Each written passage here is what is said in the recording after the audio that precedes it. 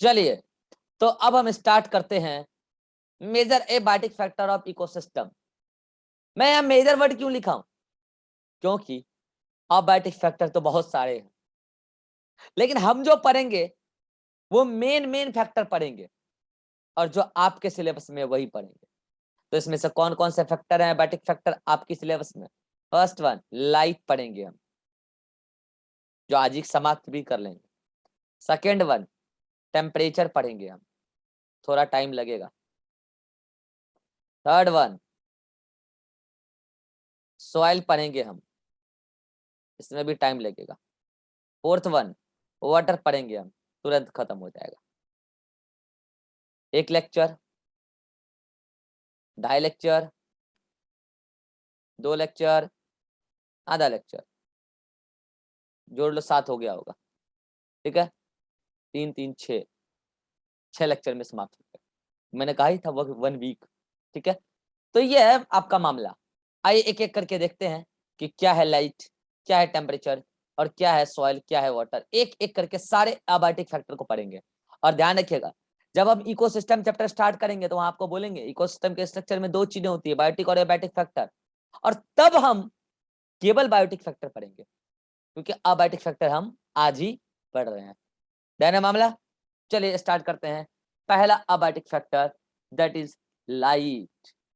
कोई बच्चा बताएगा व्हाट इज लाइट? लाइट क्या है? What is light?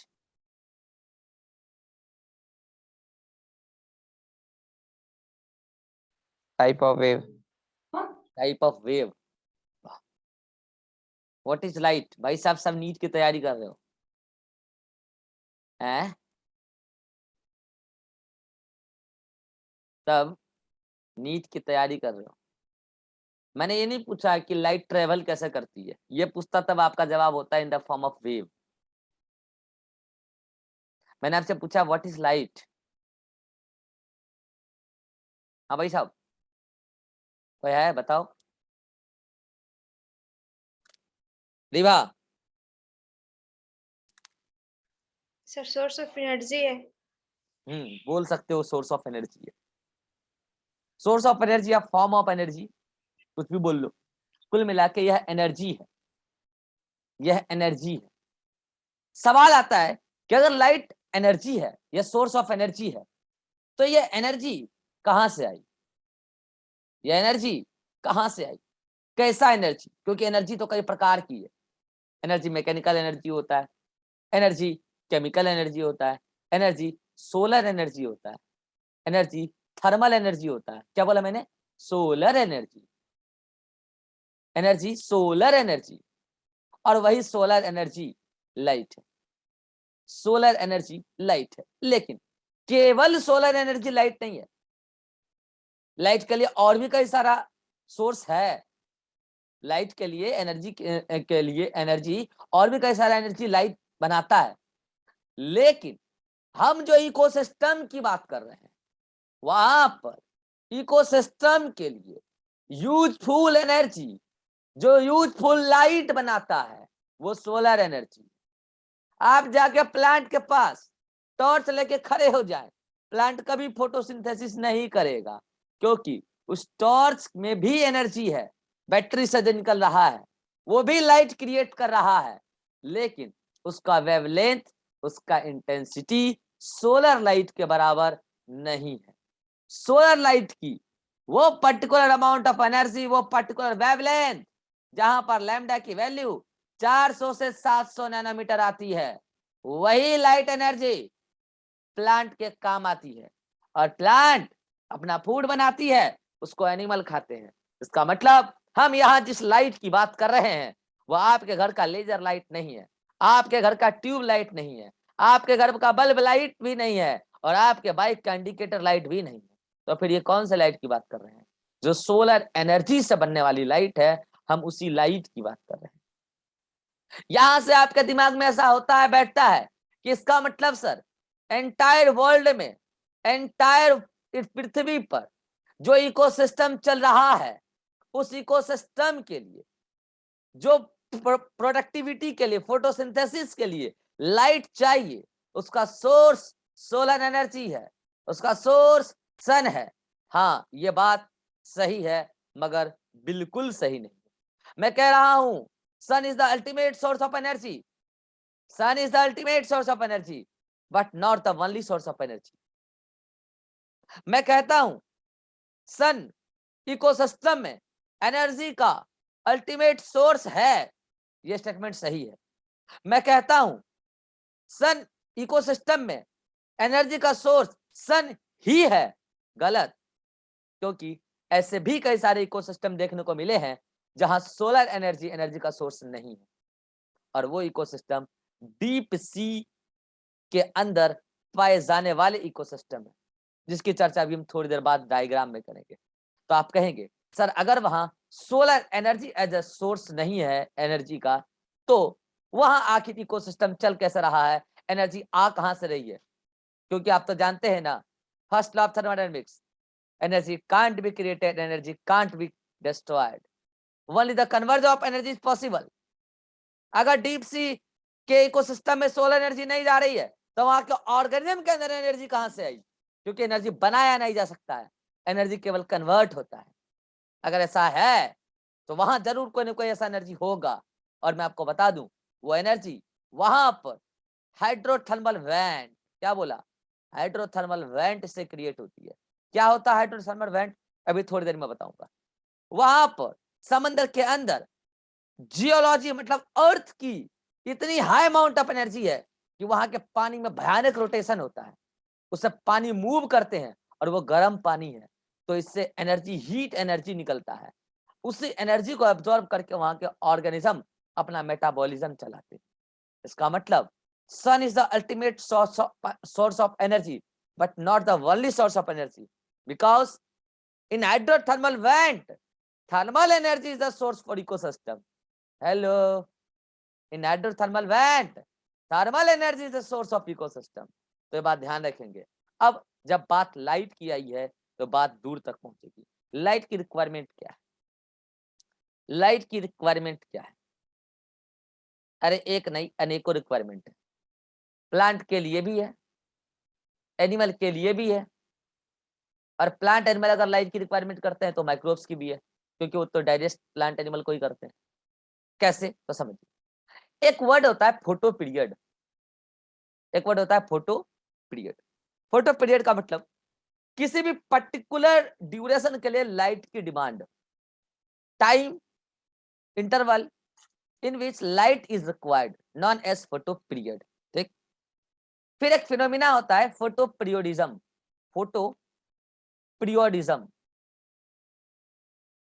Photo periodism का मतलब होता है वो पर्टिकुलर समय जिस दौरान लाइट की जरूरत है, और उस दौरान कोई भी ऑर्गेनिज्म अपना कोई खास काम लाइट की प्रेजेंस में ही कर रहा है, उसको बोलते हैं फोटो पीरियोडिज्म।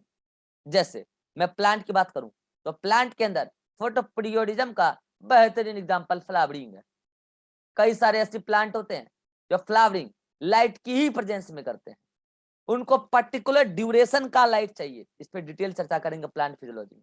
उसको पर्टिकुलर पीरियड का लाइट चाहिए, तभी वो फ्लावरिंग करेंगे, नहीं तो नहीं करेंगे।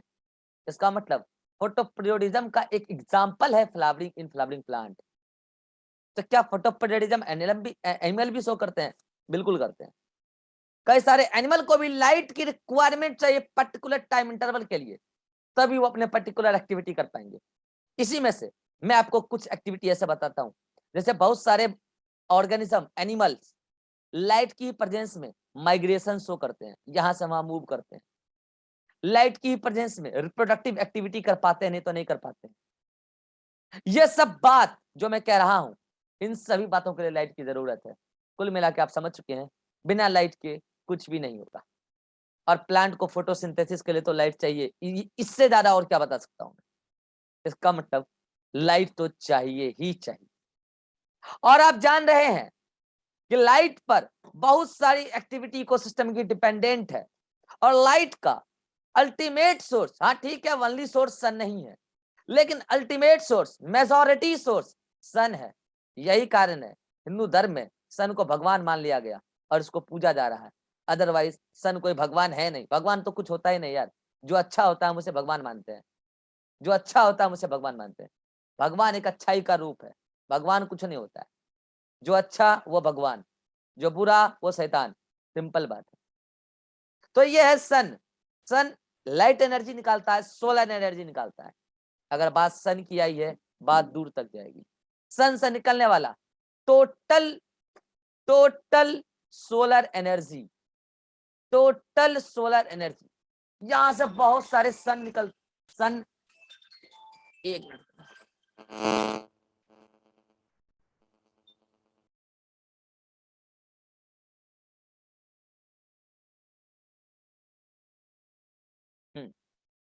ठीक है।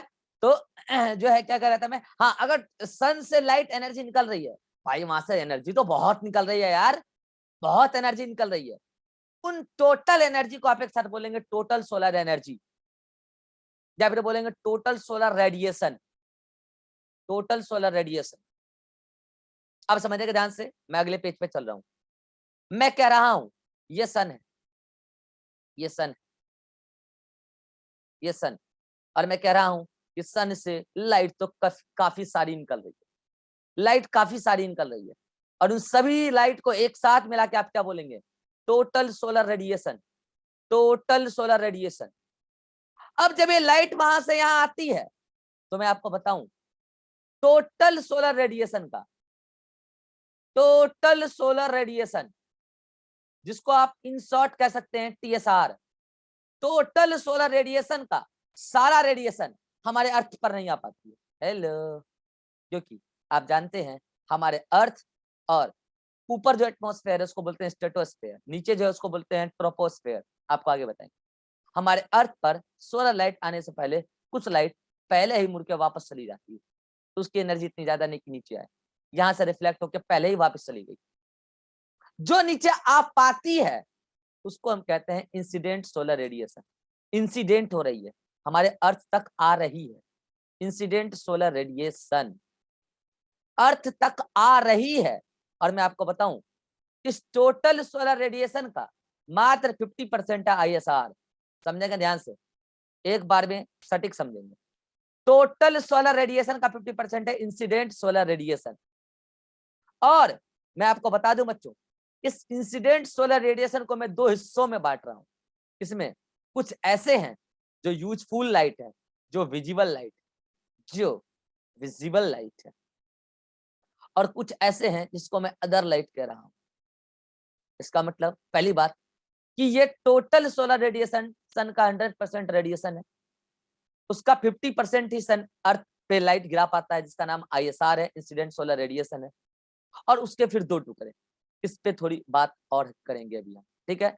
चलिए, उससे पहले जब बात आई कि सोलर रेडिएशन गिर रही है, सोलर रेडिएशन जब भी किसी सरफेस पर गिरती है, सोलर रेडिएशन जब भी किसी सरफेस पर गिरती है, मैं कह रहा हूं कि यह सरफेस है। ये क्या है, सरफेस है, यह है सरफेस। तो रेडिएशन गिरने के बाद तीन बातें हो सकती है, सुना ध्यान से। पहली बात तो रेडिएशन आ गई, तो उसको आप क्या बोलोगे, इंसिडेंट रेडिएशन। इंसिडेंट, यहां सोलर इंसिडेंट रेडिएशन आप बोल लो, आईएसआर इंसिडेंट सोलर रेडिएशन। तो जब लाइट गिरी तो हो सकता है वो लाइट एब्जॉर्ब कर ले वो सरफेस, वो लाइट एब्जॉर्ब कर ले सरफेस, और हो सकता है कि वो लाइट रिफ्लेक्ट कर दे सरफेस।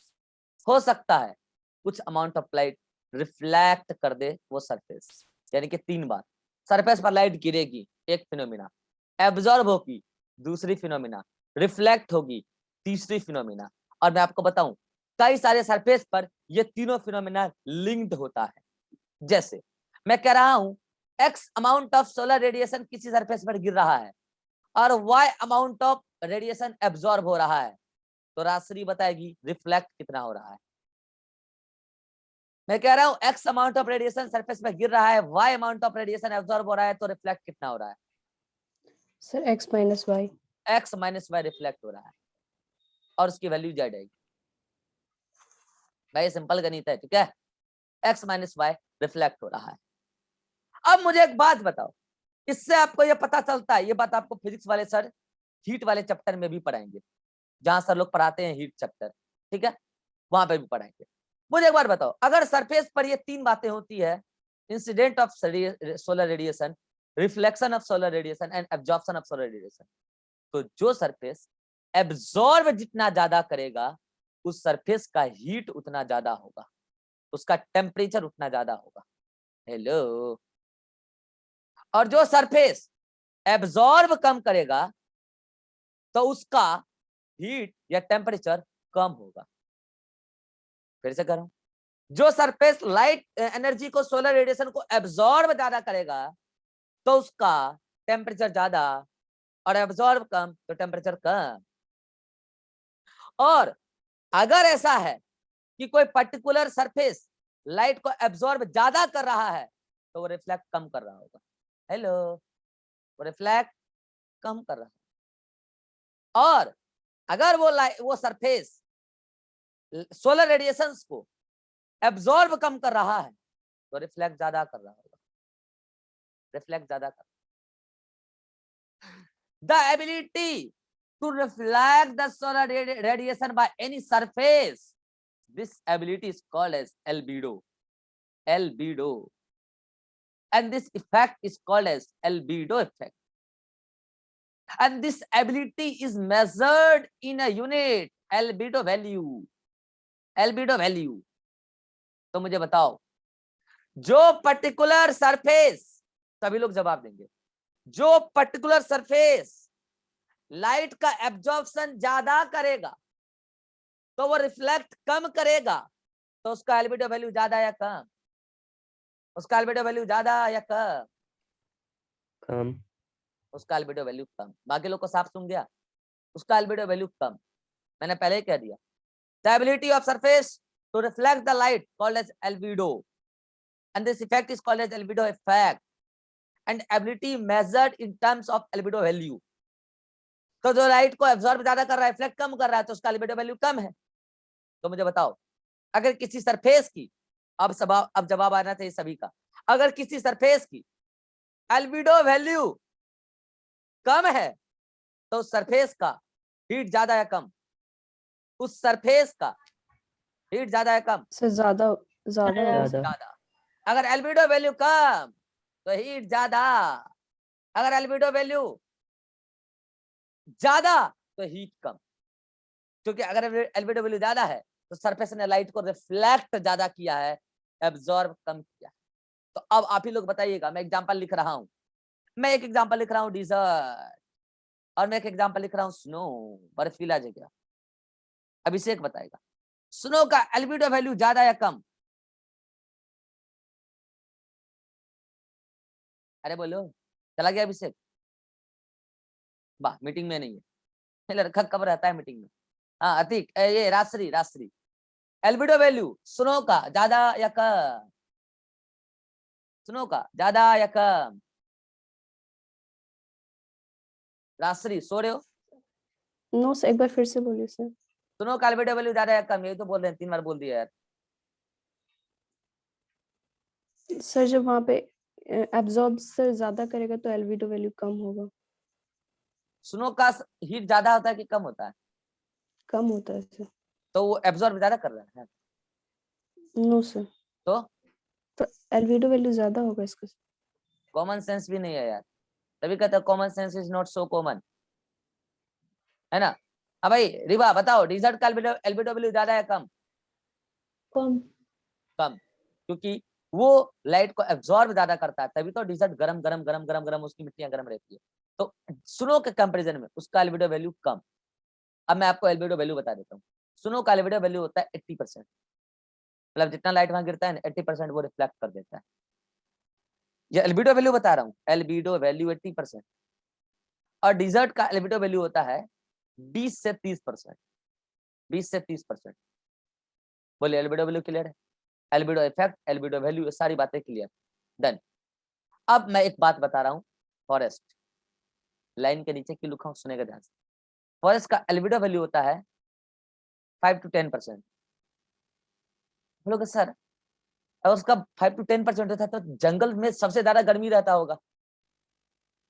डाउट आया कि सर एल्बिडो वैल्यू फॉरेस्ट का तो सबसे कम है, तो सर जंगल लाइट को एब्जॉर्ब तो सबसे ज्यादा कर रही है, तो सर वहां तो गर्मी बहुत रहता होगा जंगल में सर, मगर रहता तो नहीं, जंगल में गर्मी तो नहीं रहता है, तो रीजन बता सकता है?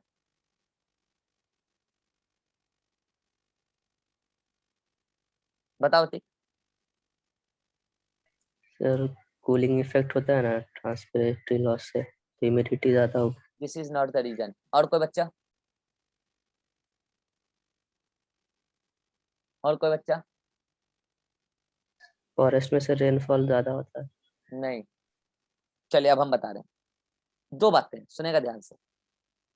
एक वो लोग होते हैं जिनके पास पैसा आता है और पैसा रखते हैं फिर खर्च करते हैं, तो जो जितना खर्च करता है उसका एल्बिडो वैल्यू उतना ज्यादा, ठीक है, जो जितना खर्च किया उसका एल्बिडो वैल्यू उतना ज्यादा।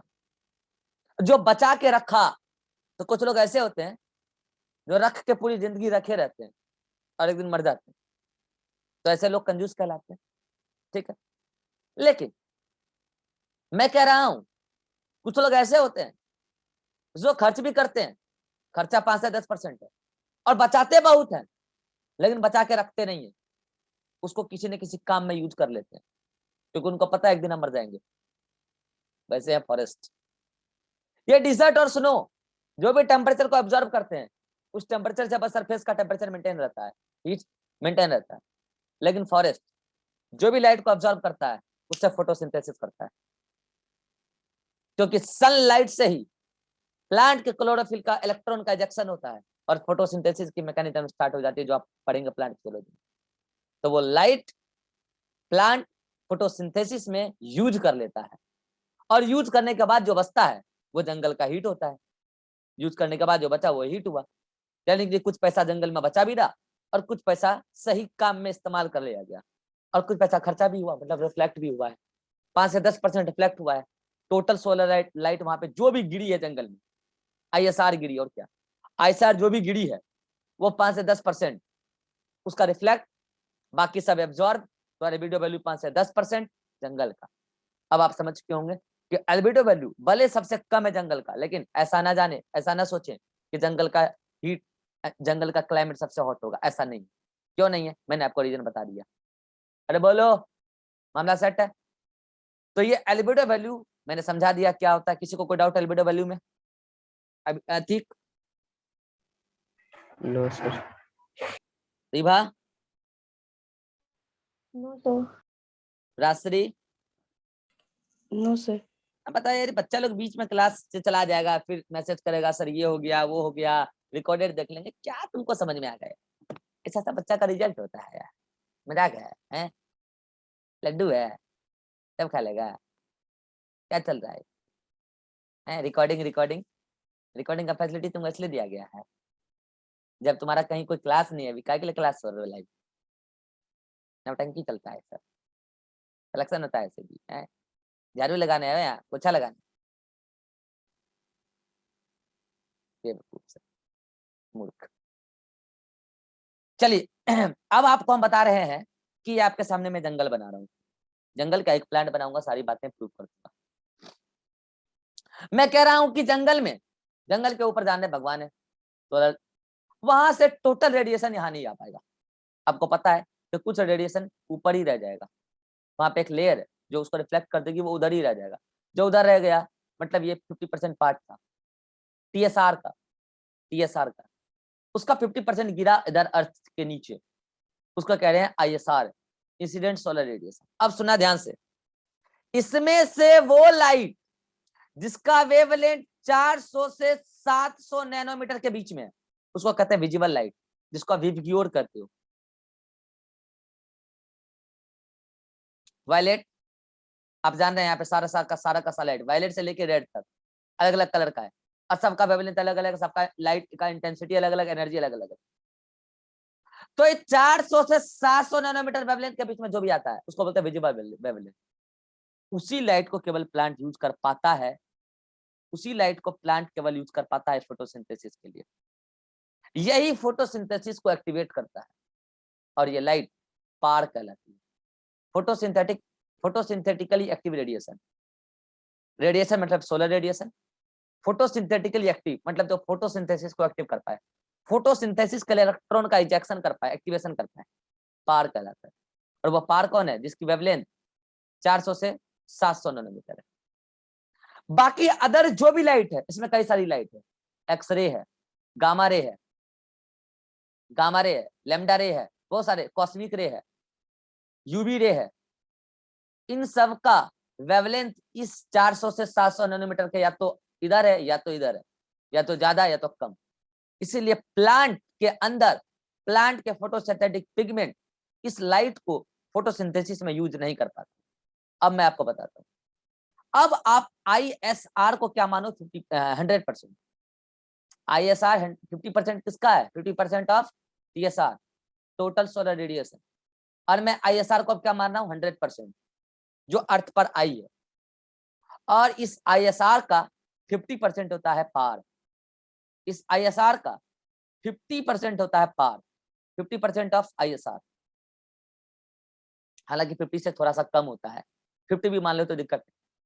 और 50% होता है other solar radiation, 50% of ISR।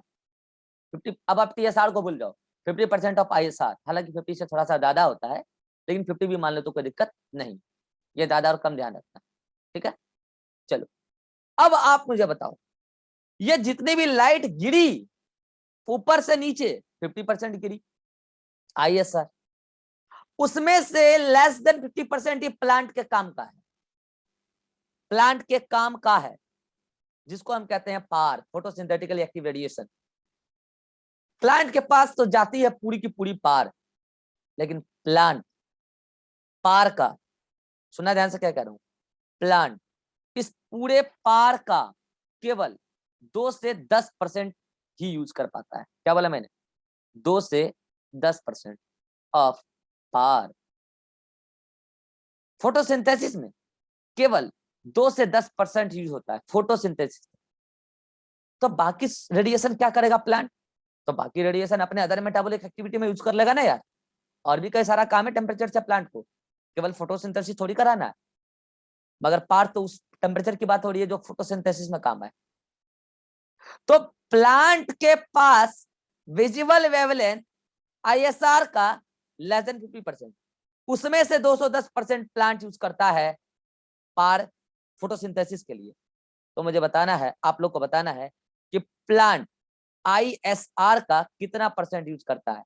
मैं एक बार पूरी कहानी फिर से रिपीट कर देता हूँ, और जो बच्चे रिकॉर्डिंग जगते हैं ना, फिर बाद में आएंगे डाउट पूछने के लिए, सर ये 205% बताना। आएगा लड़का फिर से, लाइव तो देखोगे नहीं, नहीं बताऊंगा डाउट, लाइव तो देखोगे नहीं, फिर रिकॉर्डिंग देखोगे, वहां से समझ में आएगा नहीं। लाइव में बार बार कहता हूँ डाउट है बोलो, रिकॉर्डिंग देखोगे 10 दिन के बाद, फिर बोलोगे डाउट। मूर्ख सब कहाँ से आते हैं। देखो इधर, फिर से समझा रहा हूँ ये बातें, अभी आपको जवाब देना। मैं कह रहा हूँ सन से जितना लाइट चलता है उसको बोलते हैं TSR। सभी अर्थ पे नहीं आता है, 50% आता है, उसको बोलते हैं ISR।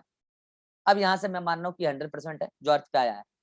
इसका मोर देन 50% काम का लाइट नहीं है। अदर वेवलेंथ में उसको, अदर रेडिएशन में उसको काउंट करो, ये सब काम का नहीं है।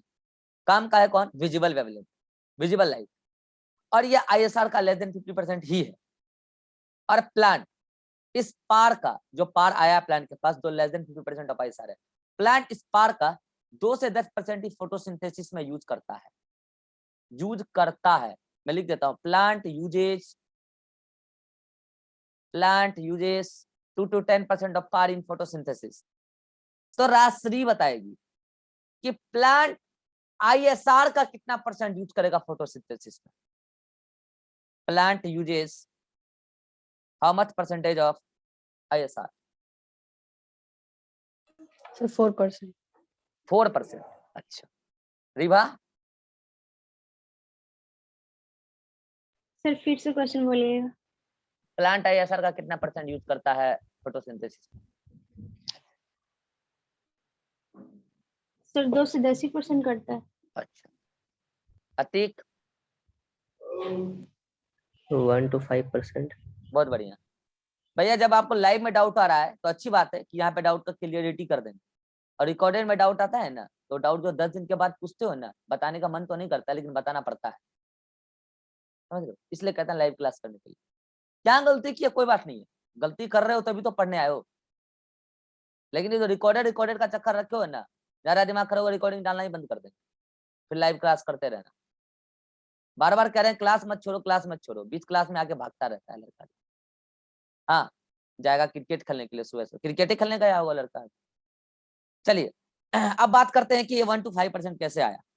ठीक है, मैं इसके लिए आपको एक एग्जांपल समझाता हूँ, समझा दूं। मैं कहता हूं कि आप मंथली 100 रुपये कमाते हो, ठीक है, 100 रुपये मंथली आप कमाते हो, जिसमें से आप ऐसा मानते हो कि इसमें से मैं 20 रुपये बैंक में रख के आ जाऊंगा हर मंथ। क्यों आ जाऊंगा? क्योंकि बैंक में रखूंगा तो ये कभी भी इमरजेंसी में काम आ सकता है, और कम से कम 20 रुपये रखूंगा तो इमरजेंसी मेरा काम निकल जाएगा। आप इस महीने 100 रुपया कमाए, 20 रुपया बैंक में, अगले महीने 100 रुपया कमाए, 20 रुपया बैंक।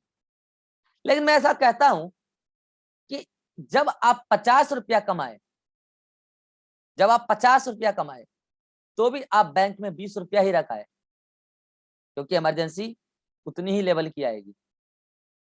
तो बैंक में पैसा तो उतना ही रखना है जितना आपने इमरजेंसी के लिए सोच रखा है। लेकिन अब बात यहां ये है कि कभी आपके अच्छे दिन तो कभी आपके बुरे दिन।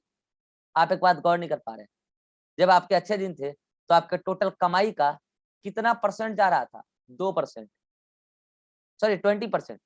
कितना परसेंट जा रहा था? 20%। और आज यहाँ पे आपका कितना परसेंट जा रहा है? अब बताओ रिवा, यहाँ पे कितना परसेंट जा रहा है? 20। नो सर, कितना परसेंट? अगर ये नहीं आ रहा है, 50%, कितना? 10%। राजश्री कितना परसेंट? सर 40%। वाह यार, अति कितना परसेंट? 10%। ये 40 वाले कौन थे? हाँ भाई, ये 40 वाले कौन थे? सर मेरा था। इसीलिए फिर इसका सवाल गलत होता है, समझ गए भाई साहब। 50 का 20 गया है, एक मिनट रुको, 40 वाला ही सही है और ये वाला गलत है, 10 वाला गलत है, 40 वाला ही सही है। आप निकाल लो यहाँ पे 40%। 50 का 20 40% होगा जी। 50 का 10% 5 होता है, ठीक है। हाँ, तो मैं कह रहा था ये 10 वाले इन्हीं के फिजिक्स का सवाल गलत होते हैं, क्योंकि इनको परसेंटेज निकालना नहीं आ रहा है। चलिए, इस एग्जाम्पल से तो मैं ये समझाना चाह रहा हूँ, बैंक में पैसा उतना ही रखना है, क्योंकि कल को बीमारी आ जाएगा तो खर्चा उतना ही होना। लेकिन कभी आप 20% जाके अपने कमाई का रखते हो तो कभी 40%। अच्छे और बुरे दिन पे डिपेंड करता है। प्लांट को फोटोसिंथेसिस में जितना यूज करना है उतना ही करेगा, लेकिन अच्छे दिन का मतलब क्या? मैं आईएसआर की बात कर रहा हूं कि मैं टोटल रेडिएशन के संदर्भ में बात कर रहा हूं। और बुरे दिन का मतलब क्या? मैं पार के संदर्भ में बात कर रहा हूं। और पार आईएसआर का खुद 50% है। पार आईएसआर का खुद 50% है। और अगर ये पार को आप 100% मानो, ये खुद 50% है आईएसआर का, और इसका 2 से 5% यूज होता है प्लांट के द्वारा, तो ये खुद 50% था किसका? आईएसआर का। तो उसको हाफ से डिवाइड करो ना यार, लो डिवाइड कर दिया, तो 2 का आधा 1, 10 का आधा 5, यानी कि प्लांट आईएसआर का 1 to 5% यूज करेगा। नहीं पल्ले पड़ा तो सीधा क्या करोगे? 2 to 10%, 2 to 10% डिवाइडेड बाय 2। क्यों किया? क्योंकि 2 to 10% ऑफ पार है ना, आपको आईएसआर का निकालना है, तो पार खुद आईएसआर का 50% है, तो डिवाइड करो उसको, तब जाकर आईएसआर वैल्यू में आएगा।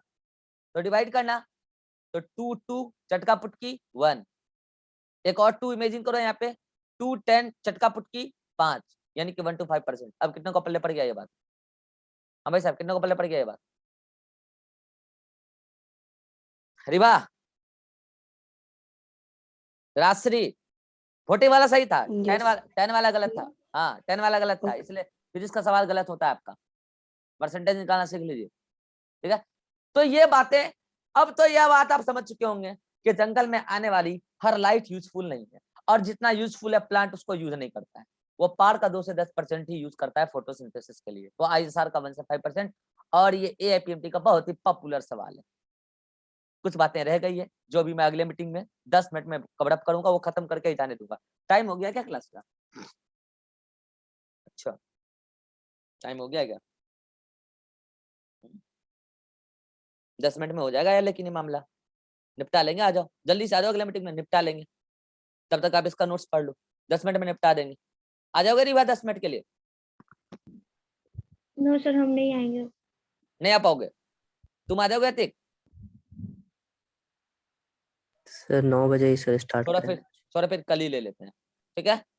तो एक काम करो, आज आप एनसीईआरटी मत पढ़ो, लाइट में केवल नोट्स तक पढ़ लेना। कहाँ तक? यहाँ तक। एनसीईआरटी कल पढ़ना।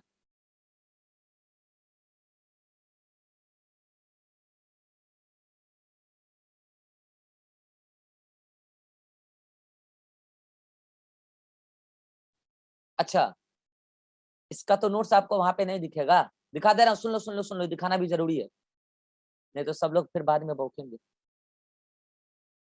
इसके लिए आपको जाना होगा कौन से नोट्स पे पता है? जहां लिखा होगा इकोसिस्टम, ये रहा इकोसिस्टम है ना, आप तो जेरॉक्स निकलवाए होंगे। इकोसिस्टम, अरे यार खुल जाए यार, जस्ट वेट, खुल रहा है, जस्ट वेट, खुल गया।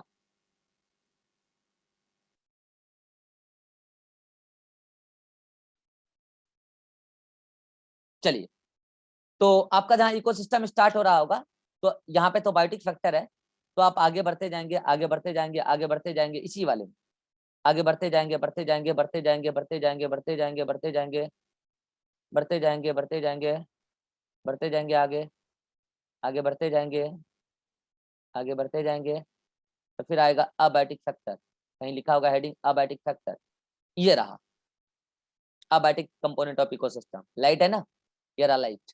तो आप इसको पढ़ लेंगे, कहाँ तक? जहां तक मैंने पढ़ाया है। आगे बढ़िए, आगे बढ़िए, यहाँ तक ही मैंने पढ़ा पाया अभी, यहाँ तक आप पढ़ लेंगे, देन इसके आगे हम बात करेंगे नेक्स्ट क्लास। कोई डाउट है? Rajshree, Atiq, Riva? No sir. No sir. चलिए मिलते हैं नो नेक्स्ट क्लास सर। में। नेक्स्ट क्लास में